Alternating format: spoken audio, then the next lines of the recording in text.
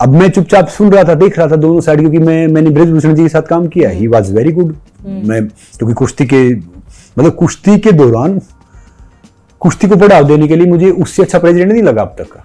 फिर बाकी ये बच्चे हैं जैसे बजरंग है, साक्षी है, विनेश है, मेरे सामने आई, मतलब ये इनकी मैंने ग्रोथ देखी है। तो क्योंकि काफी पेरेंट्स अपनी बच्चियों को इनको रेसलिंग में डाल रहे हैं। अच्छा। मतलब वो थोड़ा सा कर रहे हैं कि भाई रेसलिंग इतना सेफ नहीं है या ये नहीं है।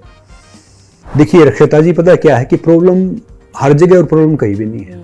वो कहते हैं मानो तो गंगा माँ, ना मानो तो बहता पानी।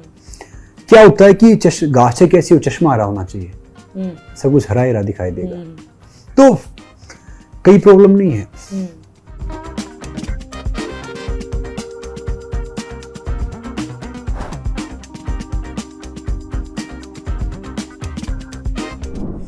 तो मुझे अनुराग जी से ही मेरी बात हुई, जो हमारे खेल मंत्री थे।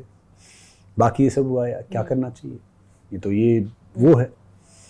अब मैं चुपचाप सुन रहा था, देख रहा था दोनों साइड, क्योंकि मैंने ब्रिजभूषण जी के साथ काम किया, ही वाज वेरी गुड। मैं क्योंकि कुश्ती के दौरान कुश्ती को बढ़ावा देने के लिए मुझे उससे अच्छा प्रेसिडेंट नहीं लगा अब तक का। अच्छा। मैंने बहुत प्रेसिडेंट देखे हैं, सबका अपना अलग अलग वो था। फिर बाकी ये बच्चे हैं जैसे बजरंग है, साक्षी है, विनेश है, मेरे सामने आई, मतलब ये इनकी मैंने ग्रोथ देखी है। तो ये छोटे भाई बहन है। तो फिर मैंने सोचा कि मैं किसके लिए बोलूं, क्या बोलूं, मुझे खुद नहीं पता। मैं एमेच्योर रेसलिंग से काफी दूर हूं। तो फिर किसी ने, बहुत समझदारों ने बोला कि आपको रेसलिंग करना चाहिए, क्योंकि काफी पेरेंट्स अपनी बच्चियों को इनको रेसलिंग में डाल रहे हैं। अच्छा। मतलब वो थोड़ा सा कर रहे हैं कि भाई रेसलिंग इतना सेफ नहीं है या ये नहीं है।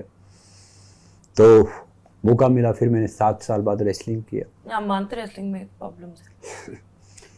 देखिए, आप पूरा नाम क्या लिखते हैं? रक्षिता मिश्रा। रक्षिता मिश्रा। देखिए रक्षिता जी, पता क्या है कि प्रॉब्लम हर जगह और प्रॉब्लम कहीं भी नहीं है। वो कहते हैं मानो तो गंगा माँ, ना मानो तो बहता पानी। क्या होता है कि गाछे कैसी हो, चश्मा हरा होना चाहिए, सब कुछ हरा हरा दिखाई देगा। तो कई प्रॉब्लम नहीं है।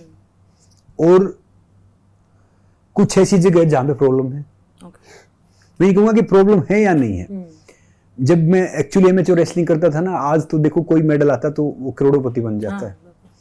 मुझे आज भी याद है, जब मैं 2005 में सीनियर वर्ल्ड रेसलिंग चैंपियनशिप में जा रहा था, मेरे पास वीजा फी के पैसे नहीं होते थे। हम सुबह से शाम तक वीजा फी का इंतजाम करते थे। 500 रुपये आपसे मांग रहे हैं, 500 उनसे मांग रहे हैं। उस टाइम यूरोप की वीजा फीस होती थी 3,500-4 हज़ार रुपये।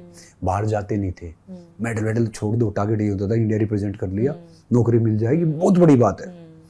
और किसी को इंग्लिश नहीं आती थी, कुछ नहीं आता था। अब तो कोई ओलंपिक में मेडल आए, सरकार ने भंडार खोल रखे, खजाने खोल रखे, आप 100 करोड़ का इंसान बन सकता है, कितने कर लो।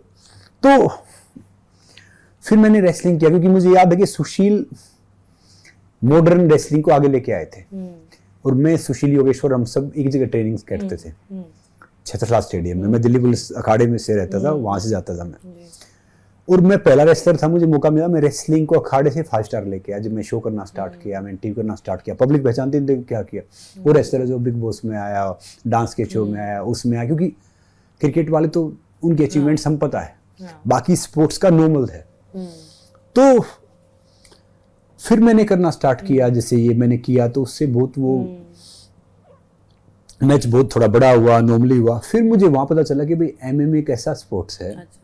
एमएमए, यूएफसी, ये सब जो वर्ल्ड का बहुत पॉपुलर स्पोर्ट्स है। इवन मेरी बहन का लड़का, भाई का लड़का। अच्छा। जब मैंने उनसे बात किया तो मैंने देखा कि वो एमएमए के हर स्टार को जानते हैं। अच्छा। रेसलिंग से कोई मतलब नहीं, उनके सिर्फ 2 फेमस हैं, 2 चीज को जानते हैं, फर्स्ट सोकर, सेकंड एमएमए। तो और मैं किसी को जानता नहीं था। मौका मिला, मैंने कहा चलो इस एज में, जब आप 40s में जाके, मैंने कहा नाक वाक ये सब तो बचा लो भैया, पहले टूटा पड़ा, रेसलिंग में चोट लग गया था। फिर मैंने कोशिश किया कि मान लो इंडिया में ये कॉम्बैट स्पोर्ट्स अभी बच्चे तो कर रहे हैं काफी, मगर नामचीन कम कर रहे हैं।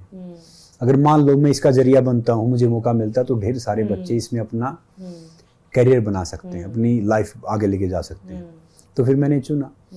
और पहले तो समझदार थे नहीं, अब थोड़ी सी समझ आई है। तो भैया मेरा मकसद ये रहता है कि मैं एक बात सोचता हूँ कि मेरा देश महान तो मेरा क्या योगदान।